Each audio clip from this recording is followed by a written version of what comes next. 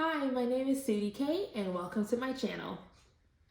Okay, so today we're going to talk about episode 5 of Invincible in the new season, season 2.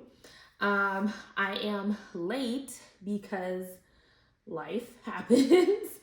And so today, or whenever you're watching this, episode 6 already came out, which I watched. So hopefully that video will be coming out sooner rather than later. We start the episode with a recap on the first 4 episodes, which was a good reminder of things that had happened because the first 4 episodes had come out in November and December of 2023. Afterwards, we pick up where we left off, and Mark is with the Thraxans. Mark is injured, and he is trying to get to the city in order to see if Andressa and her son are all right. The Thraxans that found him took him over to Andressa and her son, and they were all right. They were fine. But now they have to rebuild the city. So we fast forward a little bit. Mark is feeling a lot better because prior to that, he was beat the hell up. And he's helping them to rebuild the city. Now, at this point, some old man or alien comes over to Mark and starts talking to him about the ship being ready. And Mark says, "Oh, hi, Nawalzat." I was like, who? Like, he was so old. So they really do age very, very quickly. Andressa is also very old. And baby Thraxan is just still baby Thraxan.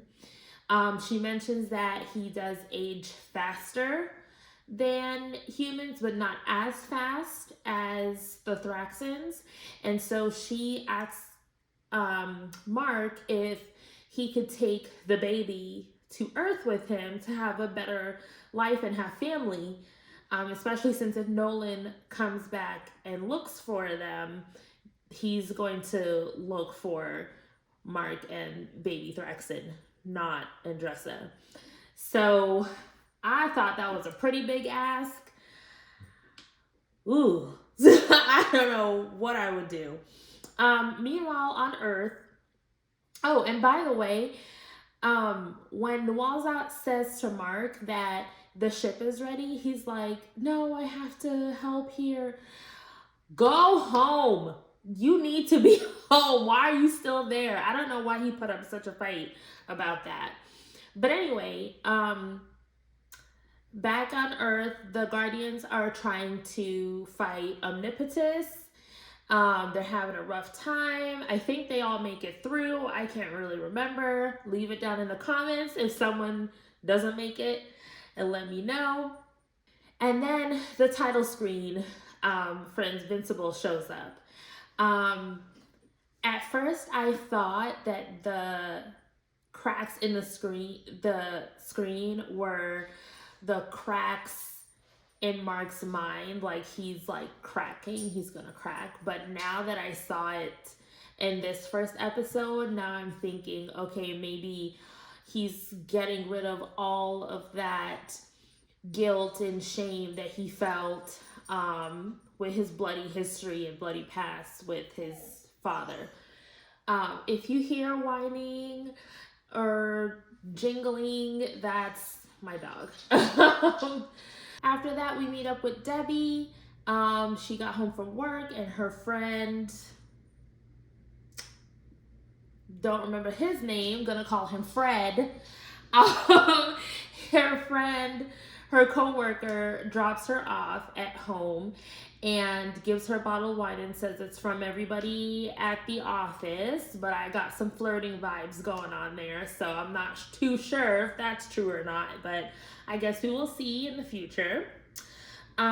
She gets home and Mark comes home and he ends up telling her what happened, and has the baby Thraxon with him, who doesn't have a name yet. And she says that your dad always leaves problems for others to fix. And I thought that was such a great quote because it sums up Nolan Grayson perfectly. So she ends up agreeing to look after the baby, at least for a little while, and while Mark goes back to school.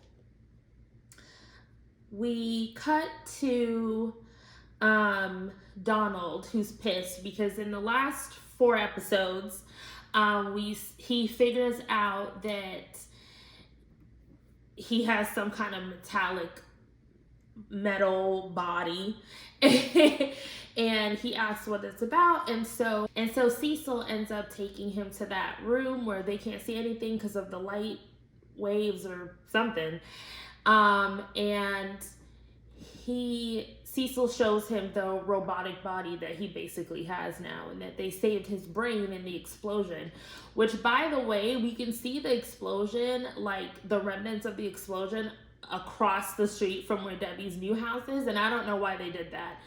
Like, rebuild, put something else there, like, do something, because it's a mess. Anyway, he's pissed and he's traumatized by it. He even has like a nightmare about the robot like choking him to death.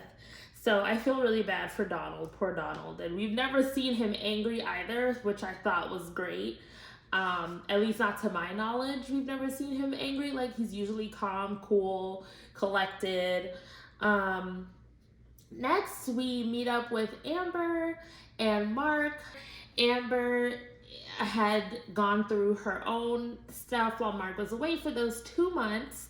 Her grandfather died and she failed like a sociology test, I think she said. That was a third of her grade. So she was struggling, and then of course she has to explain away why Mark is not there with her, which is, I'm sure, was a difficult thing for her to have to do. Look at my notes here. Okay. Martian Man cracks me up. Friends, I have a secret to unbury. I'm gonna try to put a couple clips from his little speech. I am not a human person from Earth like I once told you. He's so unhinged, it's so funny. He said, I was born a baby Martian. And basically everybody knew except Black Samson that he was a Martian, and Black Samson's like, what the hell, you guys didn't tell me. And so there's now a Martian ship that's on the way to Earth. The real Russ Livingston was possessed by those sequids things, which were disgusting, and they were on their way to Earth. So they gathered a team, Cecil gathered a team of the Guardians to go up there before they got to Earth and possessed everybody. So they wanted Eve's help. So Rex actually goes to Eve's house and gives her this great pep talk. It's a great pep talk, and she feels good now because she was feeling down prior because she said people got hurt because of her, which is somewhat true.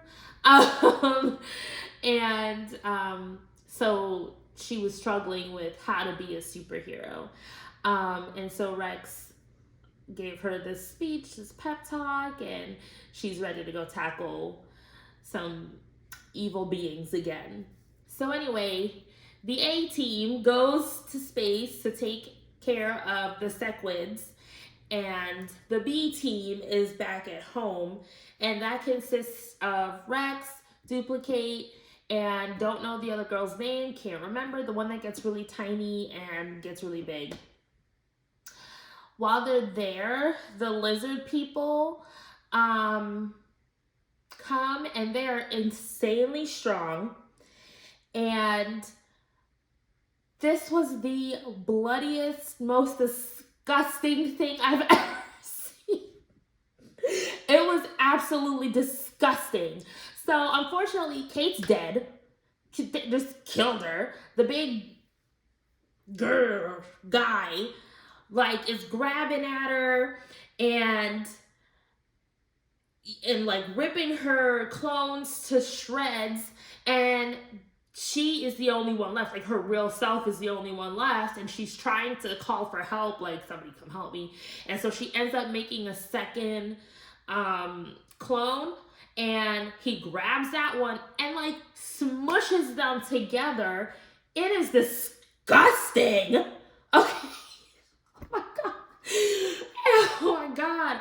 And then so let's call her Ant Woman because she gets, Anyway, she gets really small. She goes to try to get inside the guy, but like he chews her and swallows her. Then she tries to get big in him, and he like crushes her body on the inside, and then like this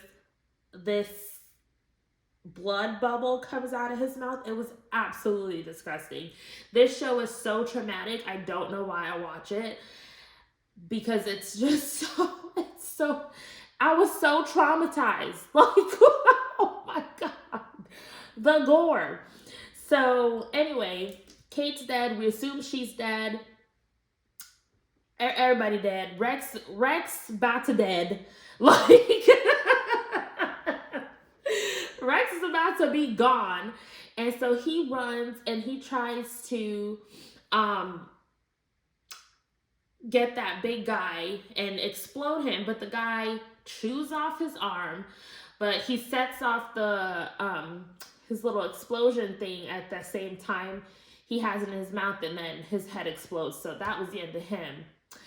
So we leave on a cliffhanger because Rex is like laughing, like, I can't believe this just happened. I saw Kate die, I saw the other Ant Woman die. And I almost died. He's like going crazy, laughing, like my arm is gone. And then the leader of the lizard people, forgot his name, but like held a gun to his head, and he's like, Rex is like, just do it, you prick. And we cut there. And then back on Mars, or in space rather, we see that all of the Sequids are about to overpower the Guardians. So we leave on that cliffhanger, and then we get a mid-credit scene where all of a sudden we hear Alan's voice. Alan is alive! Oh my god! I am so happy Alan is alive, y'all. Oh my god, Alan is alive. And then, what was his name? Thetis goes to Alan. He says, I'm the one, I removed your life support because I knew you would either die or you would come back stronger. And thank goodness you came back stronger. And I don't know. I have trust issues. And so I don't know if I trust him all the way. But then he pulls off his beard, just like, and it turns out he's a Viltrumite. And he was a Viltrumite that rebelled against the government.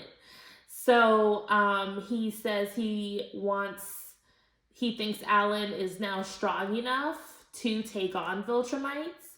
And so he wants them to join forces so they can go to the big fight. So that's how it ended. So that was episode 5 of Invincible. It was a great episode. I hope you guys enjoyed this recap. Let me know what you think about the episode if you watched it down in the comments, and let me know all of the names I didn't know, or if you guys noticed anything else. Put that down in the comments. Thank you so much for watching, and I'll see you guys next time. Bye.